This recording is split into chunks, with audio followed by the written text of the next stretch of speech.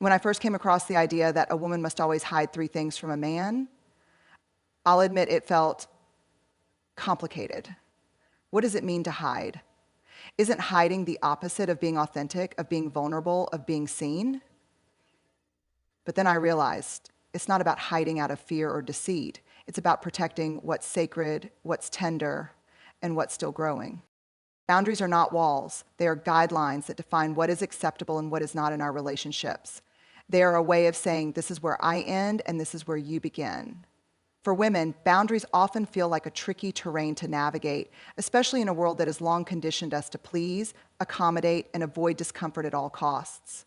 But here's the truth. Without boundaries, we lose the ability to show up authentically. When we allow others to overstep our limits, we sacrifice pieces of ourselves, and over time, that sacrifice can turn into resentment, frustration, and a sense of being unseen.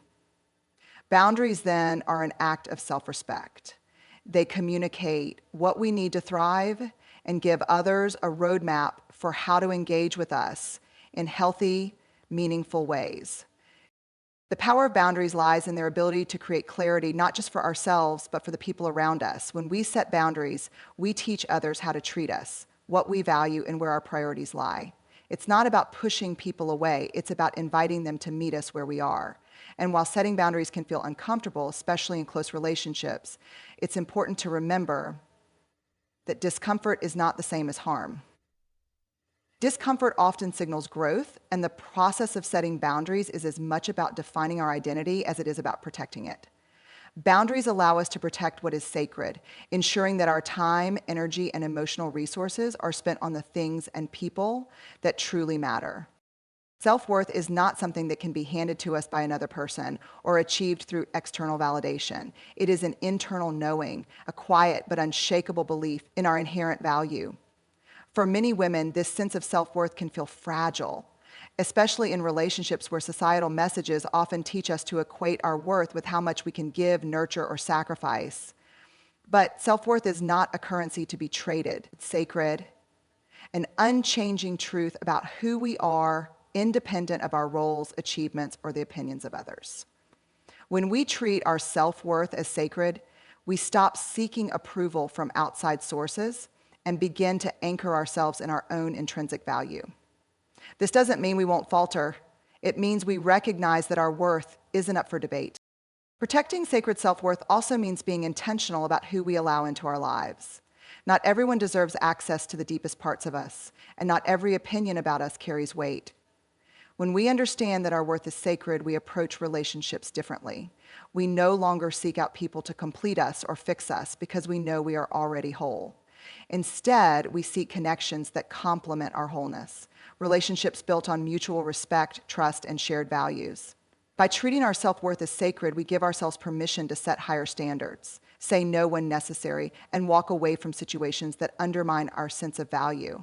It's not about arrogance or selfishness.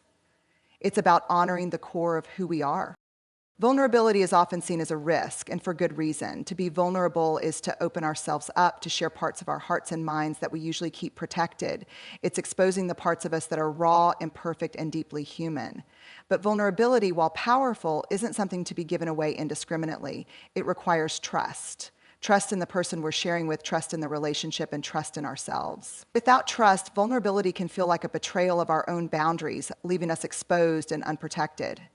Trust is the container that holds our vulnerability safely, ensuring that what we share will be met with empathy, understanding, and care, rather than judgment or dismissal. Building trust takes time and intention. It's not a single moment, but a series of consistent actions that create a foundation strong enough to hold the weight of vulnerability.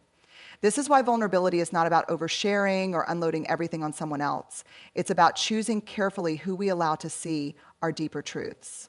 Not everyone earns the right to hear our stories, and that's okay. Trust is built in the small moments, when someone listens without interrupting, shows up when they say they will, or holds space for our emotions without trying to fix them. These acts of trustworthiness pave the way for vulnerability to feel like a connection rather than a risk, allowing us to deepen relationships without compromising our sense of safety. Hiding and protecting might seem similar on the surface, but they come from very different places within us. Hiding is often rooted in fear, the fear of rejection, judgment, or not being enough. When we hide, we shrink ourselves. concealing the parts of who we are in an attempt to avoid discomfort or pain. Hiding can feel like safety, but it's a false sense of security because it disconnects us from our authentic selves and the people around us. It keeps us isolated, playing small, and often stuck in a cycle of shame and self-doubt. When we hide, we are not honoring who we are. We are letting fear dictate the terms of how we show up in the world. Protecting, on the other hand, is an act of empowerment. It's a conscious choice to safeguard the parts of ourselves that are still tender, still growing, or too precious to be shared with just anyone. Protection isn't about fear, it's about intention. It's recognizing that not everyone deserves access to every part of us, and that it's okay to hold back until the time and the person are right. When we protect, we are not disconnecting, we are preserving. We persist because we want safety and security and support. When we protect, we are preserving. We're creating space for our authenticity to flourish while honoring our boundaries and emotional well-being. Protecting allows us to share ourselves on our terms with people who have earned our trust and in ways that align with our values and self-respect. There is a quiet power in keeping parts of ourselves unknown, in embracing the idea that not everything about us needs to be explained, shared, or understood by others. Mystery is not about deception or withholding. It's about holding on to the parts of ourselves that feel sacred and unique. When we allow some aspects of our inner world to remain unseen, we cultivate a sense of self-possession, a reminder that our value does not hinge on how much we reveal to others. The mystery creates intrigue, but more importantly, it creates boundaries. It protects our energy and preserves our individuality in a world that often demands complete transparency.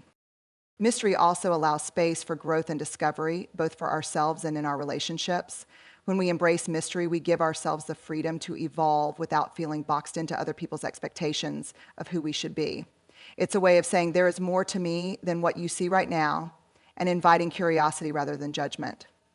For others, mystery can inspire deeper connection because it encourages them to lean in and learn more about us over time. It fosters relationships where discovery is gradual and intentional, allowing trust to build naturally and authentically.